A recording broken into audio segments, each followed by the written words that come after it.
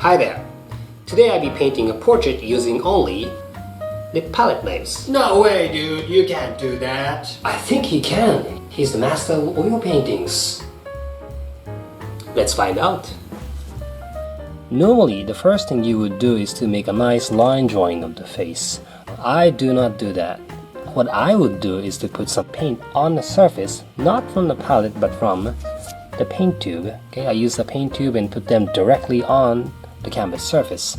You don't have to do this. This is not a very common way of doing this. I do that because it's faster.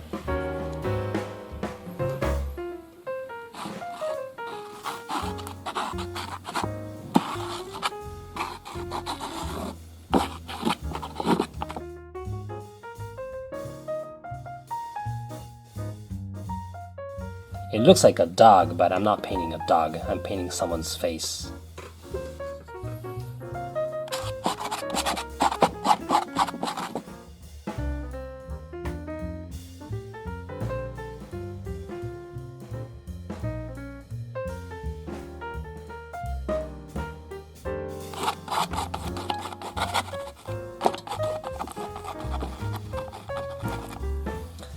Okay, so now I have a nice foundation, so I'm going to start defining some of the shapes like the eyes, nose, and mouth.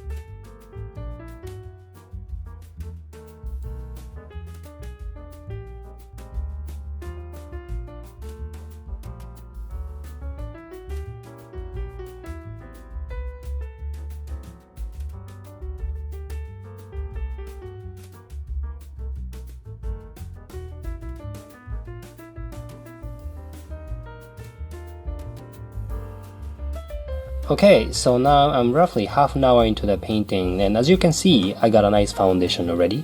Let's take a closer look. As you can see, the eyes, nose, and mouth, they are defined. They are not well defined, but they are defined enough. I can start to detail them a little further from this point on. Alright, let's continue to move forward.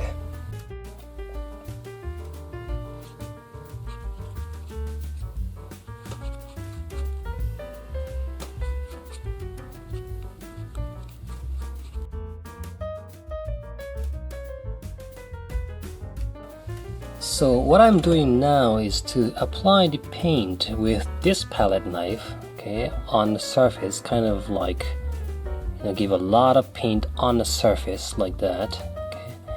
And then I will use the other palette knife, this one, to move the paint on the surface like that. This way you can achieve a nice soft feel to the flesh tone. Of course, the areas like the hair, you would like to retain the texture there, but for an area like, a cheek, nose and all that areas, you may want to keep them softer.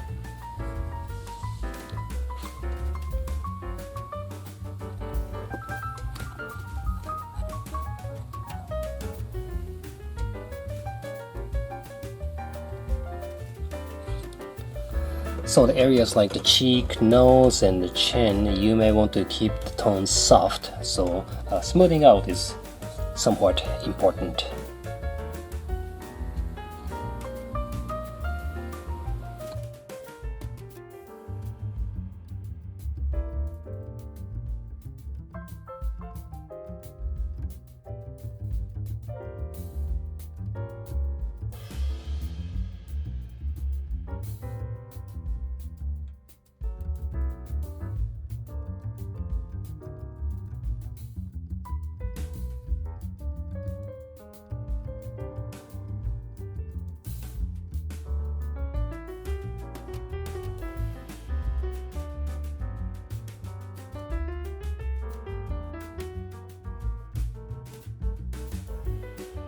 Okay, so now I am about 1 hour into the painting, and you can see that shapes are defined a little further.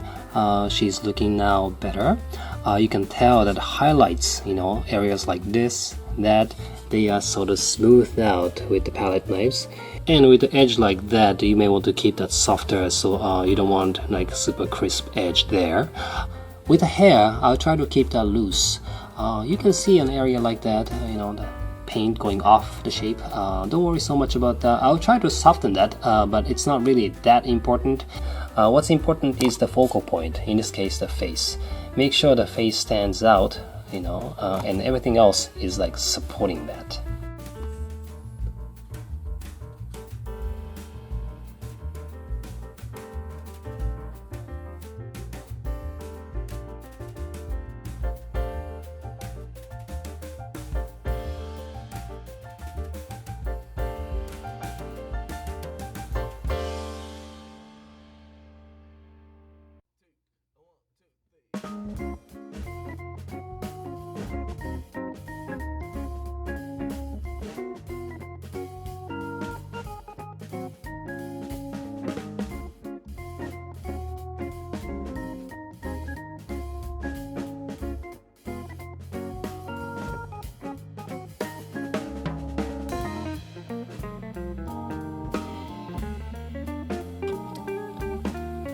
Okay, so I'll be adding a nice highlight.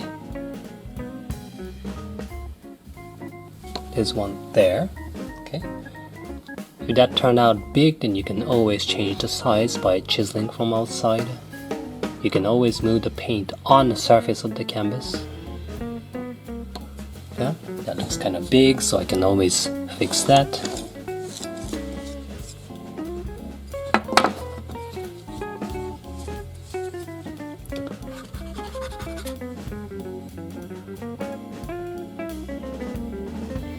Just move the paint on the surface just like that.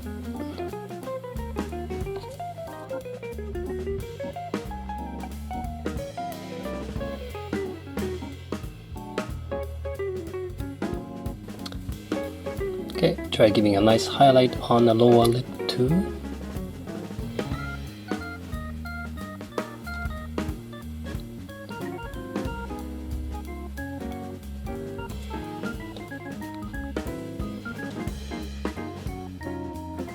So let's take a very final look at the painting. As you can see, I have applied more paint to this area. And when you look at the face, you can see that it is very heavily textured. See that? Okay. But when you step away from the painting, you can see that it is somewhat soft. I have tried retaining the softness of the portrait painting. Palette knives are really fun. You can express a lot of things. You can apply the paint heavily or lightly. You can go strokey like what I did with the hair. You can expect to see some nice accidental effect like what you can see on the background like that. So try experimenting with your palette knives and see what works the best for you.